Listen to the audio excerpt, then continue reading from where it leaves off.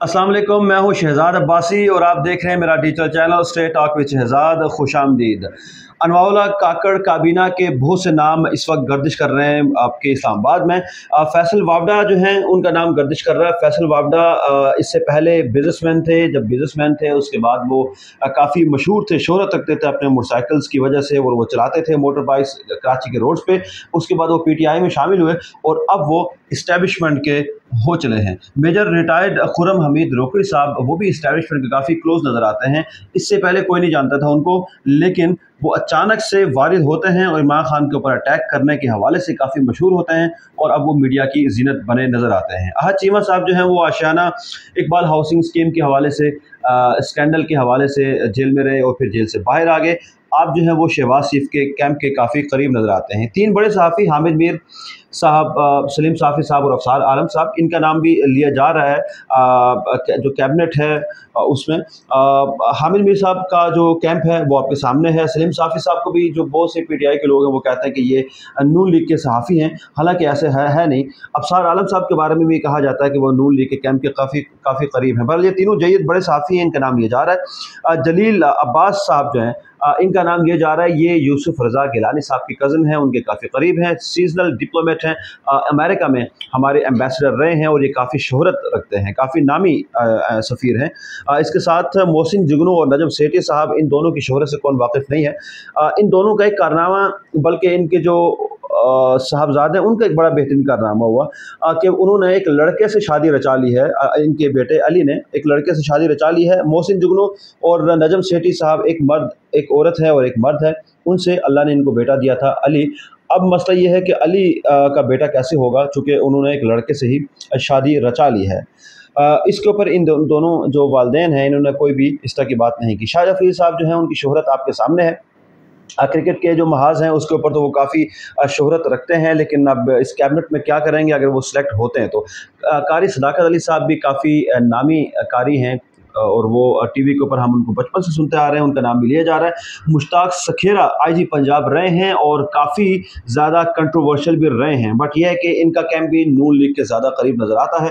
मोहम्मद अली दुरानी जो है वो नून लीग में भी रहे, इससे पहले मुशर्रफ टीम का हिस्सा थे। मुशर्रफ टीम में भी ये वज़ीर इत्तलात के कलमदान इनको सौंपा गया था और काफ़ी सीजनल इंसान है। इससे पहले ये जमात इस्लामी में भी कभी किसी दौर में रहे थे। हफीज़ शेख का नाम लिया जा रहा है। जनाब हफीज़ शेख ये जो शख्स हैं, ये इम्पोर्टेड शख्स हैं। हमेशा जब भी इनको पाकिस्तान की ज़रूरत पड़ती है तो ये पाकिस्तान में आ जाते हैं, पाकिस्तान में अपना टाइम लगा के 1 साल 2 साल फिर से ये बाहर उड़न छू हो जाते हैं। इसके साथ गोहर एजाज साहब हैं, ये बड़े इंडस्ट्रियलिस्ट हैं, काफ़ी मशहूर बिजनेसमैन हैं। ये एप्टमा के काफ़ी अरसे से चेयरमैन रहे, एप्टमा के अब वो एक्स चेयरमैन है एप्टमा के, बट ये शहबाज शरीफ साहब जो हैं उनके काफ़ी करीब समझे जाते हैं। इसके साथ एक बहुत ही फाइन पुलिस ऑफिसर शुएब सडल साहब हैं। शुएब सडल साहब जो हैं वो उनका नाम लिया जा रहा है, लेकिन हम इनके लिए दुआ गो हैं, अगर वो काबीने का हिस्सा बने तो एक अच्छा काम करें। एहसन बोन साहब वकील हैं, सुप्रीम कोर्ट बार के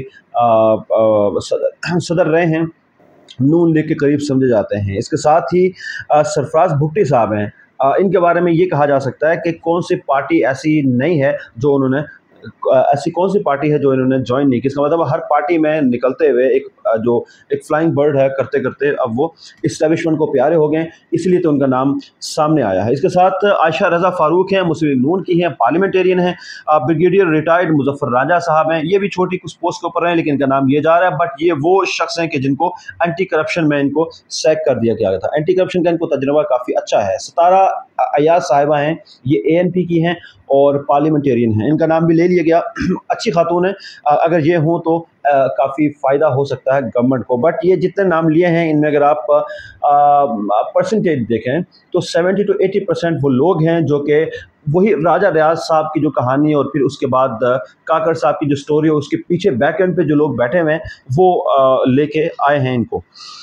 इसके साथ जो जस्टिस रिटायर्ड मकबूल बाकिर साहब हैं, आज इनका जो कज़िया है ये पूरे पाकिस्तान में स्पेशली इस्लामाबाद के मैदान में काफ़ी गर्म रहा। जस्टिस रिटायर्ड मकबूल बाकिर साहब की जो हम बात कर रहे हैं आज इसलिए कर रहे हैं कि चूँकि इनको जरदारी साहब ने और बिलावल भुट्टो साहब ने मिलकर इनको सिंध का केयर टेकर सेटअप में CM लगा दिया है। ये किस तरह से काम करेंगे, उम्मीद तो है ये बहुत अच्छा काम करेंगे। उसकी वजह है कि इनका जो माज़ी है वो बड़ा बेदाग है, बड़ी दिलचस्प इनकी हिस्ट्री रही है। वो ये है कि जिस तरह से जस्टिस काज़ी फ़ाइज़ ईसा के साथ जो मरहले होते रहे हैं, जो इश्यूज़ होते रहे हैं, वो सारे इनके साथ भी हुए। जस्टिस काज़ी फ़ाइज़ ईसा से जिस तरह से हमने व्लॉग में पिछले व्लॉग में भी कहा कि वो काफ़ी अपराइट जज हैं। इनके बारे में भी आप कह सकते हैं कि काफ़ी अपराइट जज हैं। अदालत में ये बहुत नरमी से हमेशा से पेश आते हैं। जब देखते थे कि छोटा कोई वकील है तो उसकी पूरी बात ये हमेशा सुनते थे। एक बार जब इनके ऊपर दहशतगर्दाना हमलों का काफ़ी ख़तरा था तो उस वक्त अदालत में ये बात चली और अदालत में बताया गया, जो अदालत के चीफ जस्टिस उस दौर के, उनको बताया गया कि जनाब इनके ऊपर ख़तरा है तो आप इनको बुलेट प्रूफ गाड़ी दें। उन्होंने कहा नहीं, ये नहीं हो सकता, उनको हम गाड़ी नहीं दे सकते। बहरहाल जब इनको ये बात पता चली कि उन्होंने मना किया तो इन्होंने ये कहा कि जी छोड़ो, मुझे नहीं चाहिए, अल्लाह मेरा हामी है। तो क्या होता है कि चंद दिन बाद उसी अदालत के सामने, यानी जो हाई कोर्ट है, सिंध हाई कोर्ट, उसके सामने ही क्या होता है कि वहाँ पर हमला होता है, खुदकुश हमला होता है और उसमें 9 लोग जो पुलिस एहलकार हैं और इस तरह से जो रेंजर्स के एहलकार हैं वो शहीद हो जाते हैं। लेकिन एक ख़ास बात यह है कि जस्टिस मकबूल बाक़िर और उनकी अहलिया ने उस रोज़ ही ये तहैया किया था कि इन फैमिलीज़ की कफ़ालत हमारे ज़िम्मे है और आज भी वो उन फैमिलीज़ की कफ़ालत कर रहे हैं। जस्टिस मकबूल बाक़िर जो हैं वो सिंध हाई कोर्ट के जज रहे और फिर 2015 में इनको ये एलिवेट हो गए सुप्रीम कोर्ट के तरफ और सुप्रीम कोर्ट में ये जज रहे। अच्छा, सुप्रीम कोर्ट में फिर इनकी जो एक जो मोहब्बत है, इनकी जो एक कुलीग जैसे इंसान होता है, वो ये काफ़ी सारे लोगों के साथ कुलीग रहे हैं। जस्टिस इफ्तिखार चौधरी से अगर आप शुरू करें, फिर जस्टिस जो गुलजार साहब हैं उनसे शुरू करें, उसके साथ आपके जस्टिस आसिफ सईद खोसा साहब हैं, उमर अता बंदियाल साहब हैं, लेकिन किसी एक शख्स की भी, किसी एक चीफ जस्टिस की भी इन्होंने खुशामद नहीं की। आपने देखा कि इसी वजह से कोई किसी भी बड़े बेंच का इनको सरबराह नहीं बनाया गया, ना ही कोई बड़ा केस इनके हवाले किया गया। उसकी वजह ये थी कि ये कभी भी किसी की बात में नहीं आते थे और कहते थे कि principally a man should be strong और मैं प्रिंसिपल के पीछे खड़ा हूँ, मैं किसी की खुशामद जो है वो बर्दाश्त नहीं करूँगा। अच्छा, फिर जो आपके इफ्तिखार चौधरी साहब ने एक डिसीजन लिया था, आपको याद होगी, उन्होंने ये कहा था कि रोड के ऊपर कोई एक्सीडेंट होता है, कोई शख्स की मैयत पड़ी हो या कोई ज़ख्मी पड़ा हो, तो कोई भी शख्स जो वहाँ से गुजर रहा हो वो उसको उठा के हॉस्पिटलाइज कराए, उसको हॉस्पिटल ले जाए या मॉर्चरी में ले जाए या उसकी फैमिली से रब्ता करे, तो उससे पुलिस तफ्तीश नहीं करेगी। वो अदालत आके हमें बता सकता है कि इसको पुलिस ने तंग किया है। तो उस वक्त ये जस्टिस मकबूल बाक़िर पीछे खड़े हो गए थे कि हाँ, ये बिल्कुल सही फैसला। इसी तरह से जस्टिस काजी फ़ाइज़ ईसा के हवाले से जब रेफरेंस दायर हुआ तो सबसे पहले जस्टिस मकबूल बाक़िर ने ये कहा कि ये किस तरह से आप जस्टिस काजी फ़ाइज़ ईसा, जो कि एक अपराइट जज है, एक जज के तमाम तर जो दस्तावेज़ात हैं, जो प्राइवेसीज़ हैं, वो आप किस तरह से एक रिपोर्टर को दे सकते हैं, वो जाके FBI में उसको घुमाता फिरे। तो इन्होंने उसकी सख्त मुखालफत की थी। कहा जाता है कि ये भी हकीकत है कि जस्टिस मकबूल बाक़िर ने जब उनके पास उनके दोस्त के तवस्सुस से, जब वो अपने दोस्त के पास बैठे हुए थे, तो वहाँ पर जनरल फैज़ हमीद जो है साबिक DG ISI वहाँ पर आते हैं, उनसे कहते हैं कि जी थोड़ा जा हाथ होला रखो, साढ़े नाल थोड़ा जा चलो, मतलब हमारा थोड़ा ख्याल कीजिएगा, क्योंकि हमारे बहुत से केसेस लगे हुए हैं। जिस तरह से हम आपको कहते हैं ज़रा शॉर्ट करें कुछ चीज़ों को, कुछ केसेस को प्रोलॉन्ग करें, कुछ में फैसला जल्दी से दें।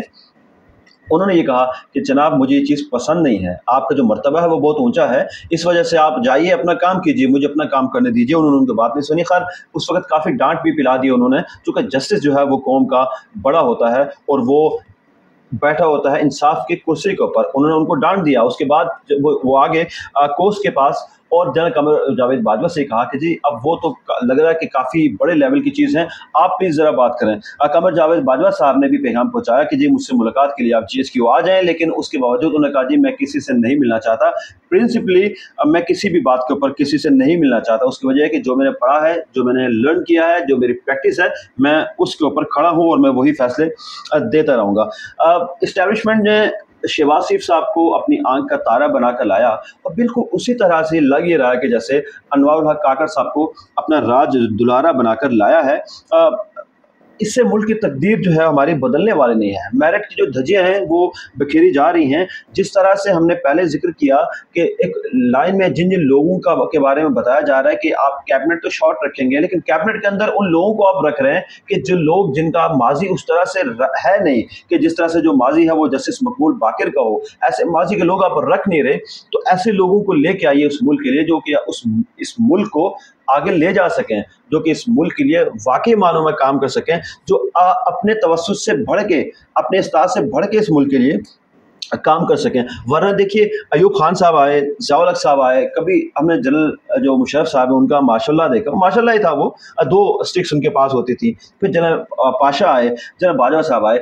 जो जनरल आते रहे वो अपने-अपने पसंद का बंदा लाते रहे और अपने-अपने पसंद की जो फ़ेवर्स थी, ऑब्वियसली जब आप किसी बंदे को लेके आते हैं, किसी मनसब पे बिठाते हैं, तो वो आपके फ़ेवर में बात करेगा और वो आपकी फ़ेवर में बात करते भी रहे और वो उनको फ़ेवर देते भी रहे, जिससे पाकिस्तान का जो मकासद हैं, पाकिस्तान की जो मईशत है, इन्होंने इस चीज़ ने तरक्की तो नहीं की, बट ये है कि इससे उनके जो ज़ाती जो मकासद हैं, वो ज़रूर हासिल हुए हैं। बहरहाल हम इस आज के दिन सिंध गवर्नमेंट को मुबारकबाद पेश करते हैं कि उन्होंने इतने अपराइट जस्टिस मकबूल बाक़िर जैसे शख्स को, जो कि वाक़ई आज के दौर में बड़ा ही बेहतरीन शख्स है, जिसने अपनी जुडिशरी के अंदर ऐसा वक्त गुजारा है कि उस पर कोई उंगली नहीं उठा सकता, और उनको सीएम सिंध लगाया है। अगले व्लॉग में मिलते हैं। अल्लाह निगहबान।